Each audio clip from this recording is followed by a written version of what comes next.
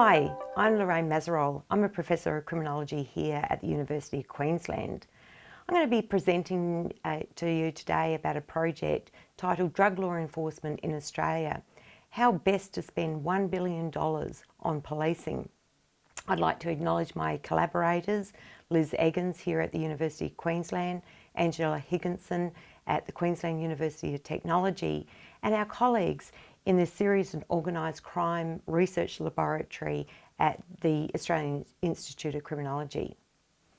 So in terms of today's talk, I'm going to look at Australia's spending on drug problems. I'll present results from our systematic review that we did in partnership with the Australian Institute of Criminology. And we'll look at what works and most importantly also what doesn't work in terms of street level drug law enforcement. So how does Australia spend their money on dealing with the illicit drug problems? They actually spend about $1.6 billion every year on dealing with all kinds of aspects of dealing with the drug problem. There's money spent on prevention, on treatment, on harm reduction initiatives. But I'm talking today about law enforcement, and what we know is that we're spending about $1 billion a year on law enforcement efforts to deal with drug problems. When we look at the total government expenditures across these four pillars, harm reduction, treatment, prevention and law enforcement, we can see that over 64% of the spend is actually on law enforcement initiatives. That's a huge piece of the pie. So how do we spend this $1 billion on drug law enforcement? Well, most of it is actually spent by the state police. About 69% is spent on law enforcement initiatives such as doing covert operations, cultivating human source intelligence, overt enforcement, things like warrants and arrests, raids, crackdowns and street checks at the street level. And about 31% of the spend on drug law enforcement is actually at the federal level. So from an evidence-based policing perspective, we ask the question, are we spending this $1 billion on drug law enforcement in ways that we actually can reduce the drug problems? Do we have sound scientific knowledge to inform our spending on drug law enforcement? And are drug law enforcement interventions adhering to the basic principle of do no harm? In evidence-based policing, we want to bring the science into policy and practice to make sure that we are actually spending the money in ways that reduce the problems and don't actually have a backfire effect or actually increase some of the harms. So I'm going to be presenting on a systematic review that we conducted with the Australian Institute of Criminology on street level drug law enforcement. It's a systematic review that has been endorsed by the Campbell Collaboration. Our central question is what street level drug law enforcement tactics work to reduce drug problems? In terms of actually conducting the systematic review, we use the Global Policing Database. The Global Policing Database is a web-based and searchable database. It's compiled using systematic search and review techniques. It's been designed to capture all published and unpublished experimental and quasi-experimental evaluations of policing interventions conducted since 1950. We have no restrictions on policing technique, no restrictions on the type of outcome, and no restrictions on language in the Global Policing Database. You can access the Global Policing Database through the University of Queensland. The web address is on the slide. So in terms of the systematic search method, in the Global Policing Database, the search strategy is expansive in comparison to most other systematic reviews in crime and justice. In the Global Policing Database, the average number of search locations in crime and justice systematic reviews more generally is about 19 search locations. The The Global Policing Database, by contrast, is a search on steroids. We have 88 different academic databases that we access, including 24 language other than English databases. We access 89 grey literature sites, and we conduct 20 searches by hand. So in terms of what's actually in the Global Policing Database, what you see from this slide is that there's been an exponential increase in the number of evaluation studies that have been conducted in policing throughout the world. And what we have in the Global Policing Database is we have over 275,000 records that we've identified. We've then screened through all of those records, and we have about 11,000 eligible records that will end up becoming the corpus of all the studies in the Global Policing Database. In a systematic review, we look at what's called the PRISMA flowchart, and this shows the attrition of records that we have deemed ineligible through our searching and screening techniques. So for the entire Global Policing Database, we have about 1,300 quasi-experiments in the Global Policing Database. There are over 225 randomised controlled trials and 78 systematic reviews.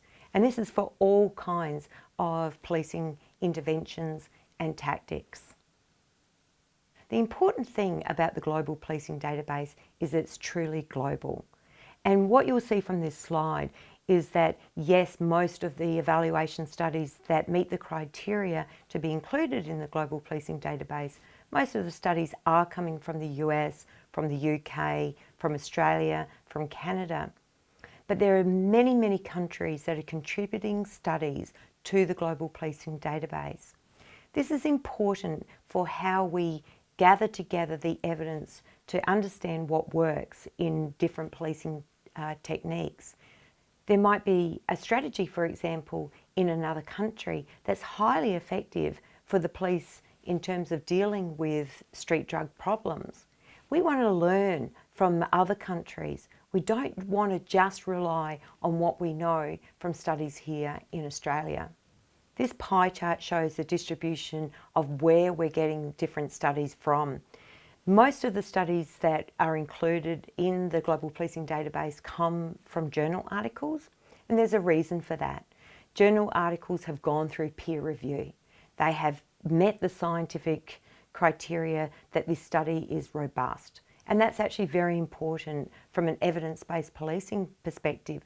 We want evidence to inform policy and practice that has gone through peer review. In the Global Policing Database, we have categorised all the different types of policing tactics into 5 different groups.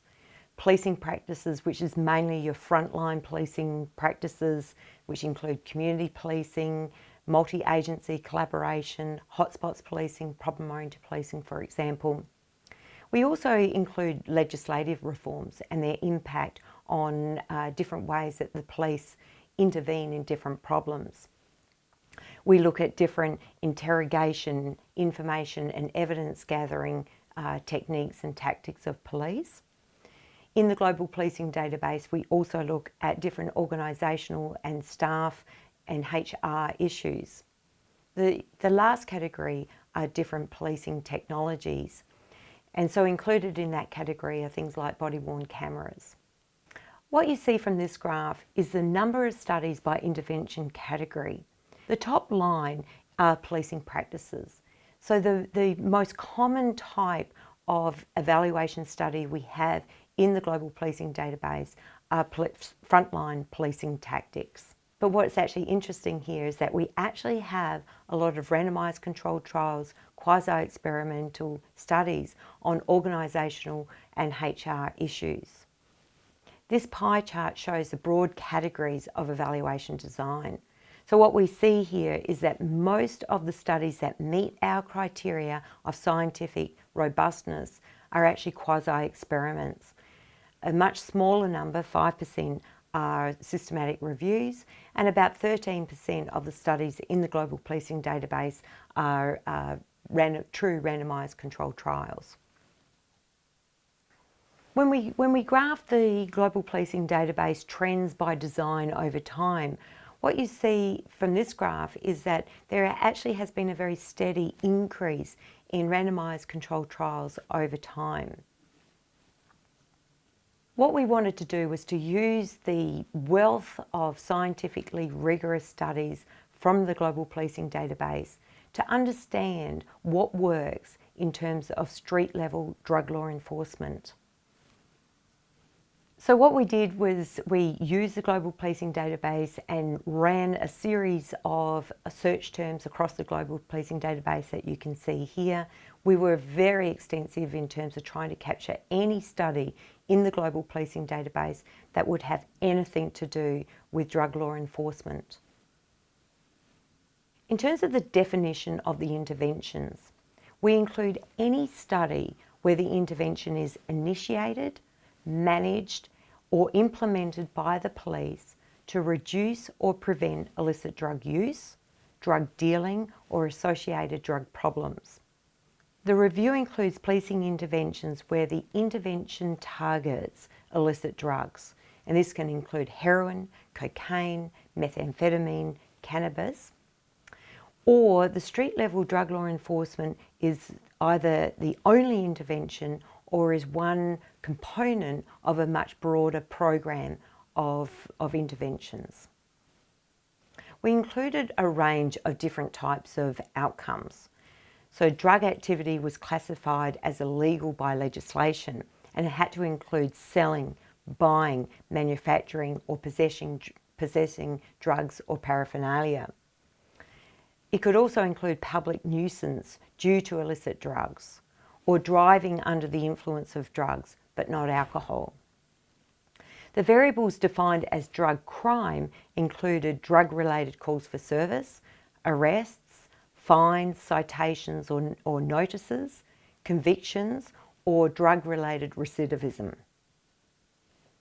In terms of the research designs, these only included quantitative impact evaluations that used a randomised experimental design or a quasi-experimental design with a comparison group that didn't receive the intervention.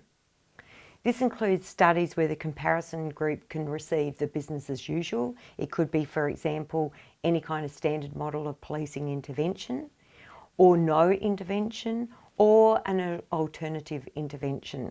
All of the weaker designs were deemed ineligible, and there's a reason for that. What we were trying to do in these systematic reviews is to present impact evaluation evidence to inform policy and practice. So when we talk about business as usual or the standard model of policing, we're talking about responding to calls for service. The small red diamond at the bottom of the forest plot shows that the overall effect favours the intervention. It can reduce drug-related calls for service. So the conceptual framework that we used for the systematic review was to classify street-level drug law enforcement across two dimensions. The first is the diversity of approach, and the second dimension is the level of geographic focus. So what this diagram shows is that the standard model of policing, the business as usual condition, has a very low level of diversity of approaches. It's the police working alone, and they don't have a lot of geographic focus. It's very community-wide kinds of interventions. In the top left-hand quadrant is where there's community-wide partnerships, and this is where there's a wide diversity of approaches, and the interventions cover a very broad geographic area.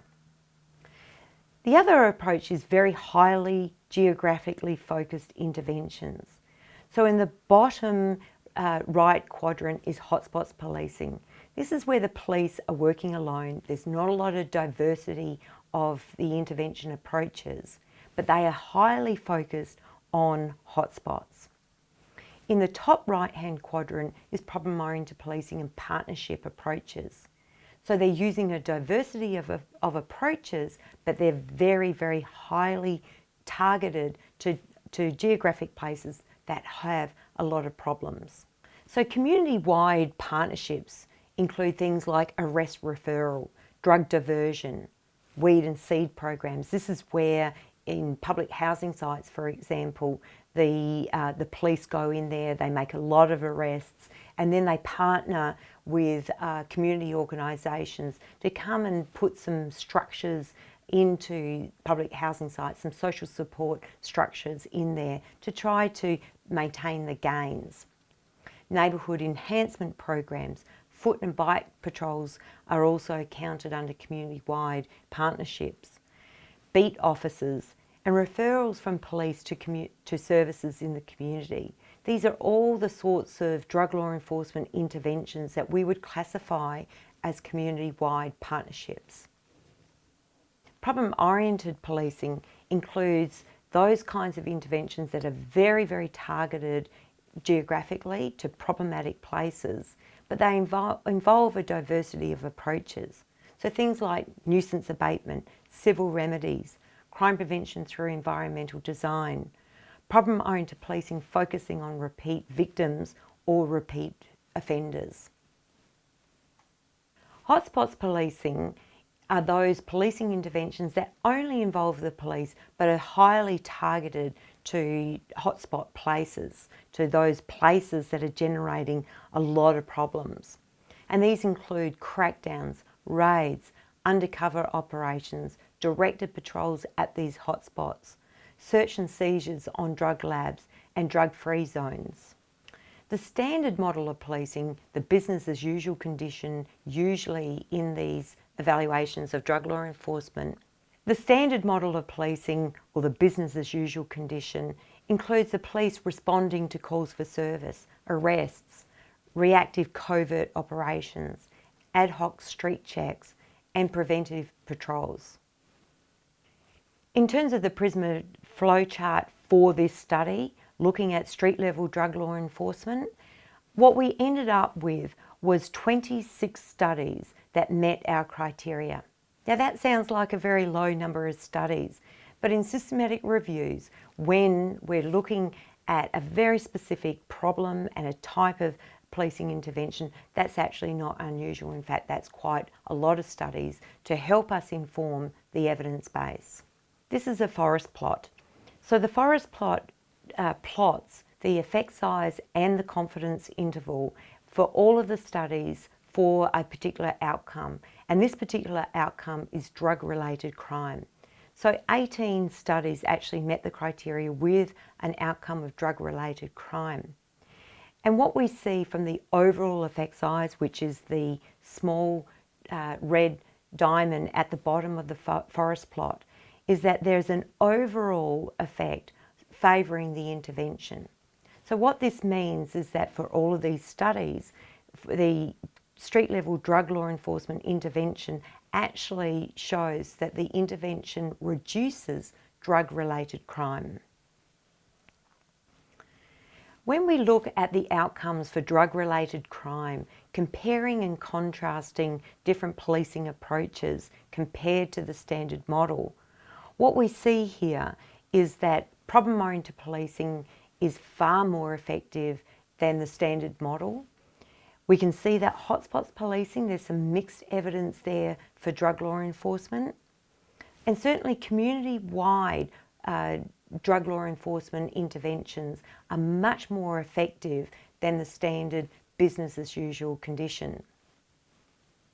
When we look at drug-related calls for service, and this forest plot, when we're comparing problem-oriented policing, hotspots policing, community-wide policing interventions to the standard model of policing, we see the same pattern.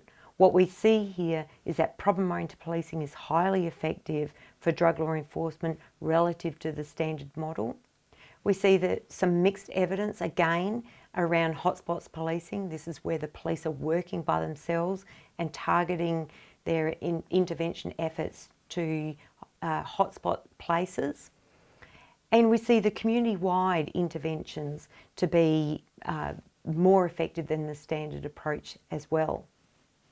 And to summarise and to put it back into that framework, we can see what works in terms of drug law enforcement. What we see here is focused problem-oriented policing partnership approaches that use a diversity approach but are highly targeted to problematic drug places. This is the best approach for street-level drug law enforcement. We do see some evidence for community-wide interventions. So this is where the police are partnering with other entities, but they're not so focused on drug hotspots. They are also effective in terms of dealing with drug problems. We see a real lot of mixed evidence for the police working alone and targeting their efforts at hotspots. And we see no evidence for the standard business as usual approach to drug law enforcement. This is where the police are working alone and that they have no geographic focus to their drug law enforcement interventions. So in conclusion, we can see from the Global Policing Database and from the studies that we've included in the systematic review around drug law enforcement is that there has been an increase in really good quality evidence to inform policy and practice. But we do still have a lack of evidence outside of the United States. So that's really a call to order that we do need to invest in robust evaluations here in Australia and in other countries throughout the world to better understand what works in terms of drug law enforcement. We can see that proactive, problem-oriented policing and community-wide interventions, which are really the interventions of the police working in partnership with other entities, are really effective in terms of dealing with drug problems. And they're much more effective than reactive hotspots interventions. I think the biggest take-home message here is that partnership approaches to tackling street-level drug crime problems, whether they're problem-oriented or community-oriented in nature, are the most effective approach for dealing with these drug problems. It says that the police shouldn't be working alone, that they really need to work in partnership with other entities so that we can actually use that $1 billion in drug law enforcement money most effectively.